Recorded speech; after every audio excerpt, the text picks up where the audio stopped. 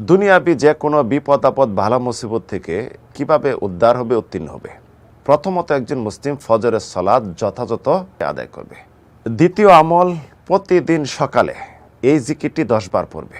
লা ইলাহা ইল্লাল্লাহু ওয়াহদাহু লা শারীকা লাহু লাহুল মুলকু ওয়া লাহুল হামদ ওয়া হুয়া আলা কুল্লি শাইইন কাদির।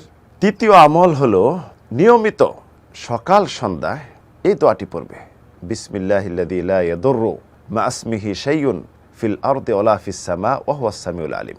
চতুর্থ আমল হলো সকাল সন্ধ্যায় এই জিকিরটি পড়বে, আউযু বিকালিমাতিল্লাহি তাম্মাহ মিন শাররি মা খালাক। পঞ্চম আমল, যখন নিদ্রায় যাবে ওযু অবস্থায় আয়াতুল কুরসি পড়বে, সূরা বাকারার শেষ 2 আয়াত পড়বে, হাত উঠে সূরা নাস, সূরা ফালাক, সূরা ইখলাস পড়ে ফুঁক দিয়ে চেহারার সম্মুখভাগ থেকে নিয়ে শুরু করবে, পরিপূর্ণ শরীর 3 বার মাসাহ করবে, মাসাহ করে শয়ন করবে ডান কাঁধে।